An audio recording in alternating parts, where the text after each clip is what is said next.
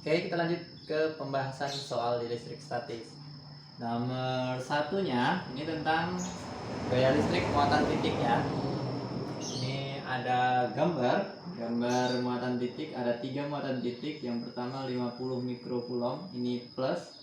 Kemudian di sini ada minus 10, jaraknya 30 cm. Kemudian jarak lagi 30 cm, ini ada muatan ketiga plus 40 mikrocoulomb. Tuh, terus yang ditanya adalah gaya yang dialami oleh muatan minus 10-nya. F pada minus 10-nya. Ini simbol aja. Dan bisa langsung dibuat simbol, ini misalkan muatan A, ini muatan B, ini muatan C. Jadi di sini F pada B gitu langsung boleh. Lebih enak tuh. Terus cara menghitungnya gimana? Gaya itu kan interaksi antar dua muatan atau lebih. Jadi dia berpasangan nih, interaksikan dua-dua. Si minus 10 ini bisa berpasangan dengan siapa itu dulu. Jadi minus 10 bisa berpasangan dengan si 50, bisa berpasangan dengan 40. Artinya dia punya dua pasang, bisa berpasangan 2 kali kan. Maka ada 2 kali gaya juga, nanti baru dihitung. 50 dan 10 ini plus dan minus, berarti dia tarik menarik kan. Kalau plus minus tarik menarik, maka si minus 10 ini bakal ketarik ke 50. Berarti ini kita sebutkan F dari B akibat si A gitu. F nya si B akibat si A, F B A. Terus juga gitu, tarik menarik juga kan. F B C, gaya yang dialami oleh B akibat muatan C. Terus yang di muatan 40 sama 50 perlu digambar nggak? Kalau mau digambar boleh, kalau enggak ya nggak usah. Karena yang ditanyakan di minus 10, jadi fokus ke sini aja. Yang penting pasangannya tadi udah jelas, siapa berpasangan dengan siapa. Cukup tinggal dihitung aja. Nah ini kebetulan garis lurus. Kalau garis lurus nanti cuma bisa ditambah atau dikurang. Kalau searah kan ditambah, kalau berlawan arah dikurang. Tapi nanti bisa aja bentuknya membentuk sudut dan segala macam nanti ya, tergantung soalnya. Tapi kalau membentuk sudut, misalkan sudutnya 30 derajat gitu atau berapa, itu pakai konsep hitungan vektor ya, yang di kelas 1. Nanti dicek lagi. Nih, kita hitung satu persatu. FBA-nya. FBA-nya berarti antara muatan B dan muatan A. Kita pakai langsung yang konstantanya aja ya. 9 kali 10 pangkat 9 dikali muatan B-nya minus 10. Tapi tanda minusnya nggak usah diikutin. Tanda minusnya nggak usah diikutin untuk perhitungan gaya dan medan listrik. Kemarin udah dijelasin juga. 10 mikro ini 10 pangkat min 6. Ini juga 50 kali 10 pangkat minus 6 dibagi jaraknya kuadrat. 30 cm jadi meter. 30 kali 10 pangkat min 2. Tulis aja 2 kali. Kenapa ditulis 2 kali? Biar mudah aja kan. Jadi kan lebih mudah untuk perhitungan eliminasinya. 10 pangkatnya kita eliminasi dulu. Ini min 2 sama min 6, jadi minus 4. Oke, langsung saya semuain ya. Ini sisa minus 4 ya. Minus 4, ini min 6 dengan min 2 juga minus 4 lagi. Berarti sisa minus 8. Minus 8 dengan 10 pangkat 9, berarti sisa 10 aja. Oke ya. 10 aja. Saya tulis di sebelah sini lah. Nah, 10 aja. Kemudian ini 10 biar enak. Coret aja dengan 3 ini. 0 0 0 0 bisa. 9 bagi 3 3, sisa 3 bagi 3 lagi habis. 1 kan? Tinggal 50. Maka FBA-nya 50 Newton gitu. Selesai sampai situ? Belum. Kita cari dulu FBC-nya dengan cara yang sama. 9 kali 10 pangkat 9. Ini muatan B-nya tadi sama, 10 kali 10 pangkat minus 6.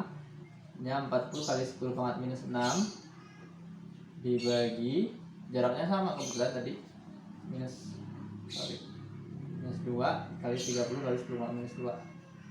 Kan mirip kan ya, tinggal coret-coret sama kayak tadi. Sisa minus 4 dan minus 4, minus 8 sama 9, 10 coret lagi. Nih, sisa habis 9-nya, tinggal 40. Nah, udah. Habis itu ya udah tinggal dihitung aja, karena ini dalam satu garis lurus dia berlawan arah berarti dikurang. Yang besar dikurang yang kecil. F yang dialami B atau F yang dialami minus 10 ini tadi sama dengan yang besarnya, berarti FBA dikurang yang kecil sama dengan 50 dikurang 40, berarti 10 Newton. Kalau ditanya arahnya juga kemana, berarti 10 Newton arahnya mendekati A, arahnya mendekati A atau mendekati yang 50 mikro. Tuh, kalau ditanya arahnya juga, jadi dia lihat yang lebih besarnya siapa, dia pasti ngikutin ke situ, mendekati itu. Atau nanti menolak, menjauhi itu juga bisa. Nah, yang tadi 50 itu yang ke sini arahnya mendekati ini, berarti mendekati, tapi bisa aja nanti FBA-nya yang ke arah sana, berarti menjauhi si A gitu.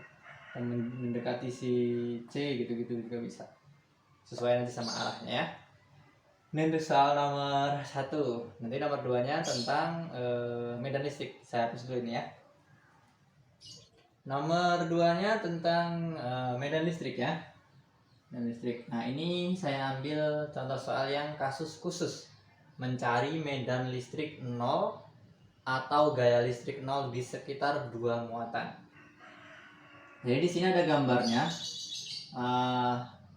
Ada muatan P positif dan muatan Q negatif. Ini satu garis. Ini ada si P positif, terus si Q-nya negatif. Ini saya lihat dari gambarnya langsung. Jaraknya ini ada A, kemudian ada titik-titik di sini. Ada 5 titik, dimulai dari 1, 2, 3, 4, 5. Kemudian nilai muatan Q-nya lebih besar.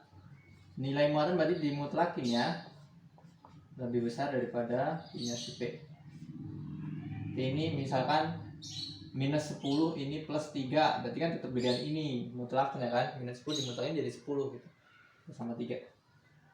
Nah, untuk kasus ini itu ada cara cepatnya langsung untuk identifikasi. Dasarnya sekalian saya jelasin dikit ya, saya terangin dikit.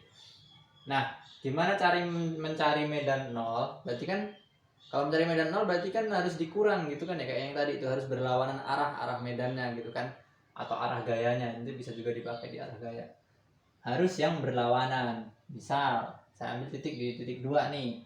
Titik 2 ini ada di kanannya muatan plus. Kalau muatan plus kemarin medannya kan menolak terus ya kan, menolak semuanya.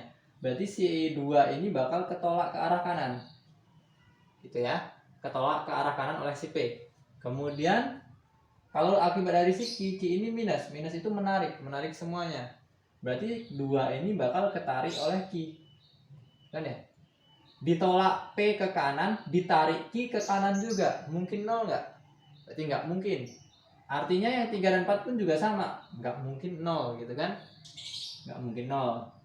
Terus kalau yang 1 gimana? 1 ini ketolak oleh P, berarti ketolak oleh P ke kiri, ketarik oleh Q ke kanan, kiri dan kanan, berarti masih mungkin 0 kan? Nah, bisa dikurang.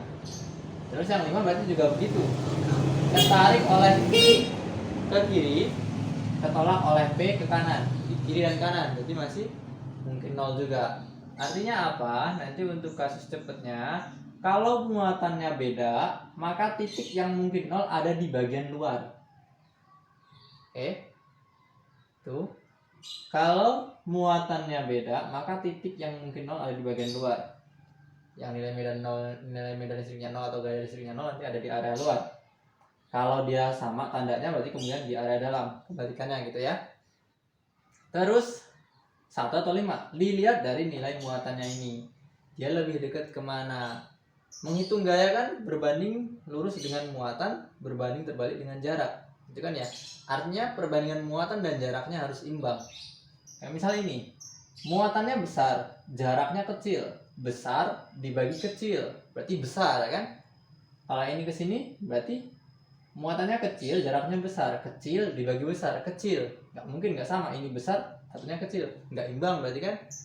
Kalau kita buat ini, yang titik 1, kecil dibagi jaraknya kecil, kecil bagi kecil setara kan? Yang ini besar dibagi besar juga jaraknya, berarti setara kemungkinan kan? Maka yang kita pilih yang 1. Artinya apa? Untuk kesimpulan keduanya, lihat dia posisi titik ini selalu lebih dekat ke yang, oh ini sama dengan sih, lebih dekat ke yang muatannya kecil gitu. Yang pertama tadi dilihat dari jenisnya. Kalau sama jenisnya di area tengah, beda jenisnya di area luar.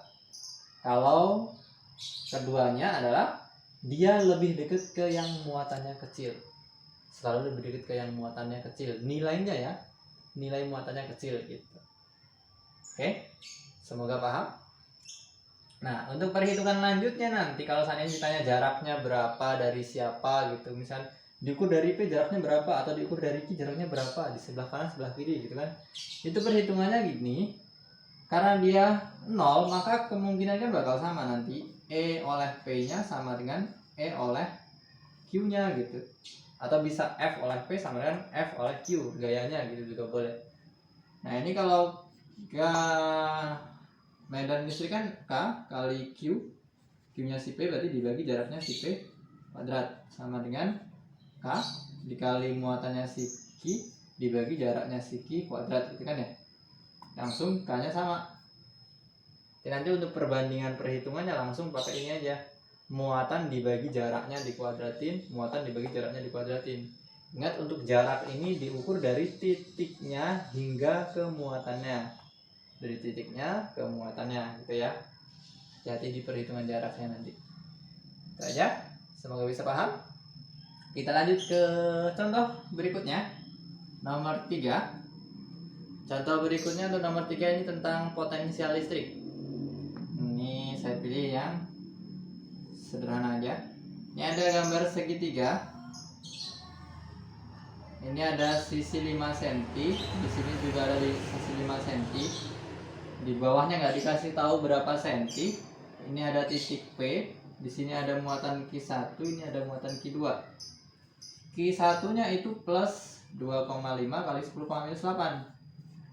Q2-nya minus 2,5 kali 10,-8. Maka nilai potensial di P-nya berapa?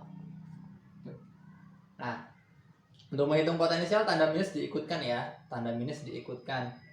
Jadi V di P. P ini dipengaruhi oleh muatan pertama dan muatan kedua, karena ada dua muatan, berarti ada dua kali nanti. Berarti VP sama dengan V1 tambah V2. Tambahin aja. V1-nya dihitung. Ini saya cepetin aja kali ya. V, untuk rumus V kemarin kan E dikali R gitu kan, atau E kali D gitu kan. Maka R-nya ini hilang 1, jadi KQ per R. KQ per R. K-nya pasti sama kan, konstanta untuk menghitung K1 kan. Q1-nya nilainya sama, R-nya jaraknya sama nih. Antara Q1 ke P jaraknya 5, dari Q2 ke P jaraknya 5. Sama-sama ya.